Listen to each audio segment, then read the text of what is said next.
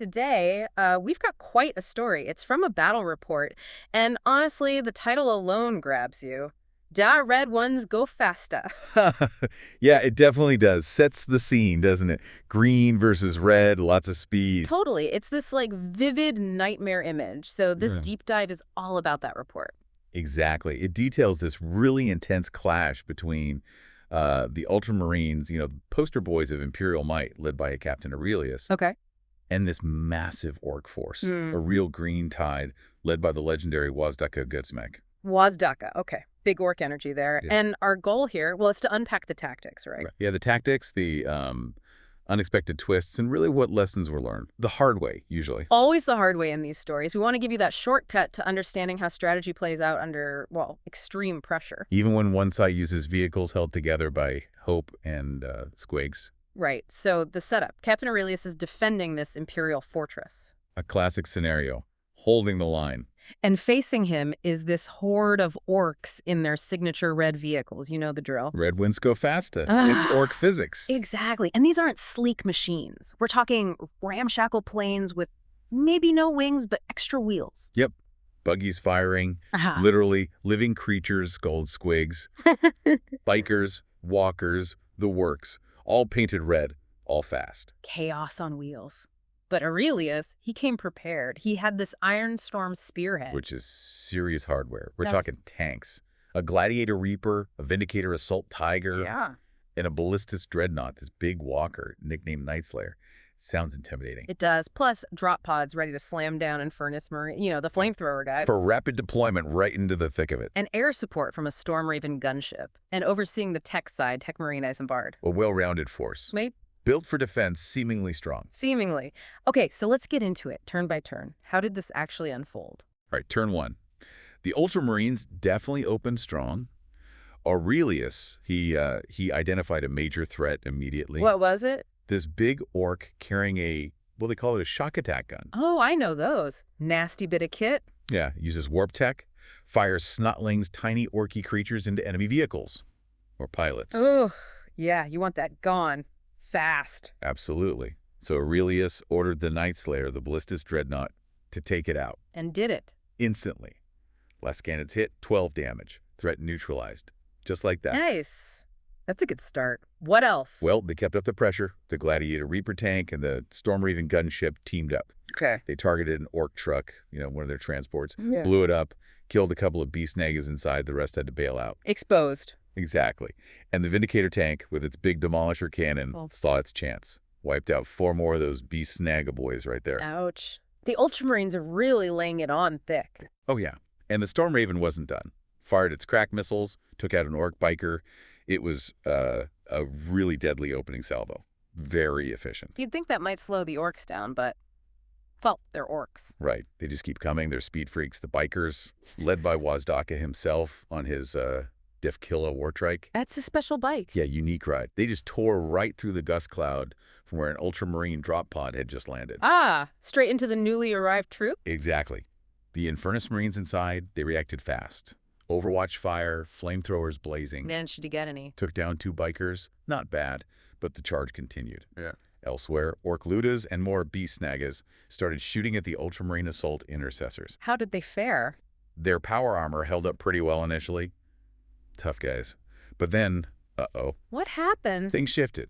Some smaller orc walkers, the Grot Killicans, and this thing called a Megatrex grabbed like a plane on tracks. Yeah. They focused fire on that drop pod. The Infernus Marines came in. Oh, Demolished it. Big explosion. Damaged units nearby, too. and the Infernus Marines. Now they were exposed. Wazdaka Gutsmek and a big orc walker, a Def Dread, they just unloaded. Wiped out the entire squad. Wow, okay. That's a fast reversal. A huge lesson for Aurelius right there. The report notes he learned something critical about removing casualties. How so? Like which models you pull from a squad when it takes hits.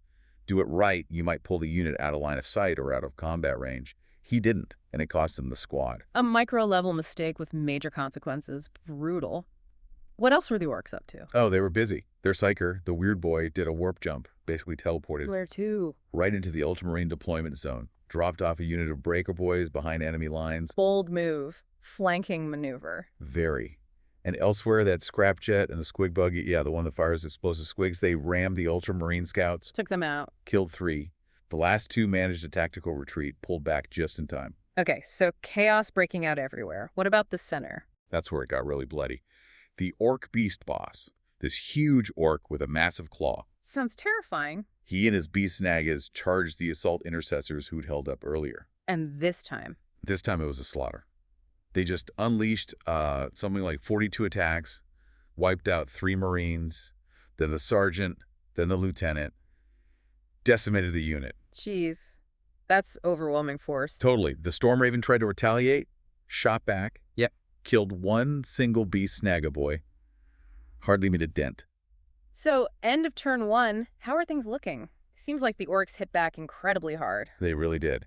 But interestingly, the scores were level. Both sides got 5 victory points. Even Stevens, after all that. Yeah.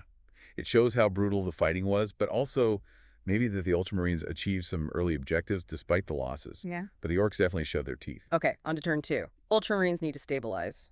Reinforcements. Yep, reinforcements incoming. Captain Aurelius himself teleported onto the field. Here to go. Straight into the fight. He went deep, near the Orks' home objective. And his target, the big boss himself, Wunz Go Fasta. Well, the report just says gods, but that's who it implies. Going for the head honcho. Risky. Very. At the same time, back in the Ultramarine lines, the Calidus assassin, Lara, teleported in. What's her job? Counter those breaker boys a weird boy dropped off. Clean up the backfield. Makes sense. And more troops? Oh, yeah. The Terminators arrived, beamed right in. Elite infantry. Heavy hitters. For sure. Yeah. Their assault cannon immediately opened up, mowed down 5 Gretchen, the small orc guys who were holding the orc objective, cleared it right out. Objective secured. Nice. What about Lara and the Breaker Boys? She teamed up with some intercessors in that Vindicator tank, combined fire, took out the remaining Breaker Boys and the weird boy who brought them there. Threat contained. Okay, Ultramarines seem to be pushing back effectively now. They kept up the fire support, too. The Gladiator Reaper wiped out a whole unit of Ludus. The Storm Raven chipped in, killed 2 more beast snagas. And didn't Aurelius bring a dreadnought in the Storm Raven? He did. The Brutalis Dreadnought, Maximus. It disembarked. And straight into action. Immediately. Targeted a kilocan with its multi-meltas. Poof. Gone. Anti-armor doing its job. Then it charged. Straight into that Orc Def Dread that helped wipe out the Infernus squad. Payback time. Big time. Used an ability called Tank Shock, basically ramming damage plus its own attacks. Dealt, like, 8 mortal wounds on the charge. Obliterated the Def Dread. Whoa! Maximus is earning its name. That's a huge swing. It really felt like it. Massive impact. Yeah. But, Orks, they don't stay down. What happened next? Well, first, that Scrapjet and Squig Buggy finished off the last 2 scouts. Minor, but points are points. Sure. Then the central fight kind of bogged down. The Storm Raven wasn't doing much damage. Technorine Isambard, though, he was doing work, keeping things repaired, nullifying some hits. Okay, a bit of a stalemate there. For a moment. But then, the Orks called it. Called what? The Wah. Ah, the big green power-up. Exactly. Their big battle cry. Gives everyone a massive boost in combat, makes them hit harder, charge farther. The whole Orc army surges. And with that boost, I have a bad feeling about Maximus. You should. The Orc buggies, bikes, killicans, they all just turned their guns on the Brutalis Dreadnought. Focus fire. Completely. Poured fire into it, left it heavily damaged, only 6 wounds left. Nearly standing. And then the Megatrack Scrapjet, the one whose buddy Maximus just destroyed, it came in for revenge. Oh, boy. Used Tank Shock again, slammed into Maximus, and then used its nose drill. 7 more mortal wounds. Mortal wounds bypass armor, right? They do. Directly to the hull. That was it for Maximus. Destroyed. No! After such a strong entry. That's rough. And Techmarine Isambard, who maintains the dreadnoughts, he saw his machine go down. Apparently he went berserk. Understandable. Charged the Scrapjet with his power axe. Actually managed to damage it before the combined weight of Orc attacks brought him down too. A valiant end. But the Orcs are just trading up, aren't they? They are. And remember Aurelius and his Terminators fighting Gaz. Yeah, near the Orc objective. Gaz and his elite bodyguard, the Meganubs, they just overwhelmed them. Destroyed the Terminator squad, left Aurelius wounded, alone. So Aurelius is isolated and wounded, Maximus is gone, Isambard is gone. What about the Storm Raven? Also in bad shape. Yeah. Heavily damaged, down to just 5 wounds. Things are looking grim for the Ultramarines. What are the scores after turn 2? Ultramarines, 17 victory points. Orks, 19. So the Orks pulled ahead. That Wa turn was devastating. Absolutely. Shifted the momentum significantly. Okay. Turn 3, Ultramarines are on the back foot. They need to break out of this fortress, right? That seems to be the problem. That's exactly the problem. They tried. The Storm Raven, though damaged, destroyed another Ork truck sitting on the Ork home objective. Good, clear the objective. Except more beast Snagaboys just climbed out of the wreckage, unharmed, still holding the objective. Like whack-a-mole. Pretty much. The Storm Raven did manage to destroy another truck, and then got into close combat, taking out 7 beast Snagas there, fighting hard. And the ground troops. Any progress? The intercessors tried. They charged some more commandos holding another objective. How did that go? Rough. They faced Overwatch fire charging in. Then a bomb squig, basically a living grenade went off, killed 2 Marines. Woof. They made it in, killed 4 commandos in close combat. Only the sergeant was left standing, though. Heavy price. It feels like they're winning fights but losing the battle for position. That's a perfect way to put it, because then the Ork beast boss, remember him, the guy with the claw. Yeah, the one who wrecked the assault intercessors. You look up, saw the damaged Storm Raven hovering, and just slammed his claw into it. Can he even reach it? Apparently so. Hit a critical weak spot, Yeah. destroyed the gunship. The Storm Raven is down too? Wow. Air superiority, gone. Gone. Meanwhile, Captain Aurelius is still fighting Gaz. Alone. How's that going? Seems impossible. He's incredibly tough. Actually managed to kill another one of Gaz's Meganob bodyguards. And then he made this massive save against Gaz's attacks. Survived with just 4 wounds left. How? He had an enhancement, something called Feel No Pain, lets him ignore wounds sometimes, saved his skin. Pure luck and resilience. Okay, Aurelius is hanging on by a thread. What about that lone intercessor sergeant? Not so lucky. Orc Storm Boys, the jump pack guys, and commandos shot him up, wounded him. And then? Then that Rucka Truck squig buggy lobbed like 10 explosive squigs over the walls. Indirect fire. Barrage incoming. 2 of them hit the sergeant. That was enough. He went down. Man, the Ultramarines are just getting picked apart. And the report specifically notes here, the Orks did a fantastic job bottling up Captain Aurelius's heavy-hitting tanks within their fortress walls, blocking the gate. Yeah, we said that earlier. That seems to be the key strategic point. The tanks couldn't get out to fight for the objectives in the middle. Exactly. They were stuck. Great weapons, useless if they can't shoot at the right targets or hold ground. So, end of turn 3. Scores. Ultramarines managed to score well that turn, up to 32 victory points. But the Orks scored better. They're at 36 VP. Still leading, and it sounds like they have positional dominance now. Definitely. They control the flow of the battle. Okay, turns 4 and 5. The end game. Sounds like the Ultramarines need a miracle. Pretty much. It was their final stand.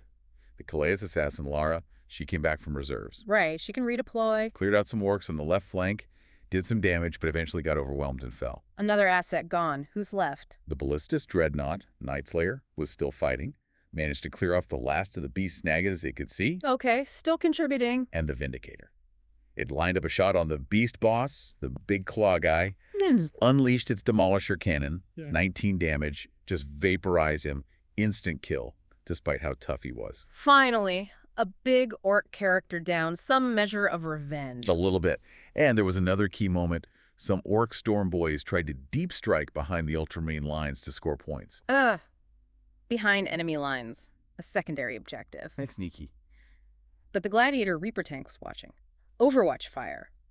Obliterated all 3 Storm Boys before they could even score. Saved crucial points. Nice defensive play there. Vital. Any other major clashes? The Scrapjet, the one that killed Maximus, it went for another big target. Charged the Vindicator. It was trying to take out the last big gun. Yeah. Did a lot of mortal wounds with tank shock again. Left the Vindicator on just 1 single wound remaining. 1 wound. Hanging on by a thread. But as the Scrapjet crashed in, the Vindicator fired back point blank. Destroyed the Scrapjet. Wow. Mutual destruction almost. A Yeah. trade, but the Vindicator survived. Barely. Barely. And then, the big duel. Aurelius versus Gaz. Still going. Still going. Aurelius landed a massive blow, actually killed the last of Gaz's Meganob bodyguards. Okay, so this Gaz left. So what happened then? The final moment. Gaz, the prophet of the Wa, Uh-huh. just reared back and hit Captain Aurelius with his massive weapon, Gork's Claw. How bad was it? 16 damage. That was it. Overkill, Captain Aurelius. Well, the report says he then woke up from his nightmare. The Ultramarines held the fortress, technically. But the cost was enormous. And crucially, they consistently scored low on primary objectives. Because they were stuck, bottled up. Exactly. The Orks, on the other hand, the report says they did an incredible job pinning back the big hitters and dominating the objectives. They scored maximum primary points in rounds 4 and 5. That seals the deal, doesn't it? It does. Final score. Ultramarine 61 victory points, Orks 86 victory points. Oof.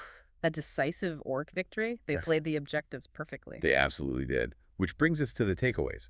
What did Captain Aurelius learn from this nightmare? He must have learned something. That was brutal. The main lesson, the big one, was about board control, meaning controlling the physical space on the table, Yeah. especially the objectives. He realized he needed a much greater focus on capturing and holding those primary objectives out in the middle, not just defending his walls. Right. Winning the firefight isn't enough if you're not scoring points. Precisely. He figured out he should have seen the danger of getting bottled up way earlier. And done what instead? Moved out aggressively right at the start. Use those powerful tanks, the Vindicator, the Gladiator, maybe even the Dreadnoughts, to push out onto the objectives in no man's land.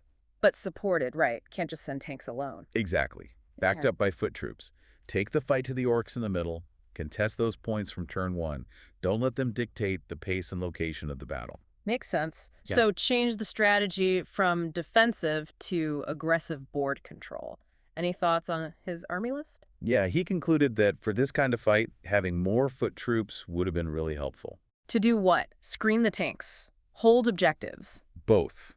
More bodies to stand on points, more units to absorb charges, screen the valuable tanks from getting tied up or blown up easily.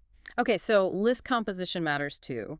What about smaller lessons? There was that finer lesson we mentioned earlier from the Infernus squad wipe. About removing casualties. Yeah, just taking that extra second to think, okay, if I remove this model, does it pull the unit out of line of sight?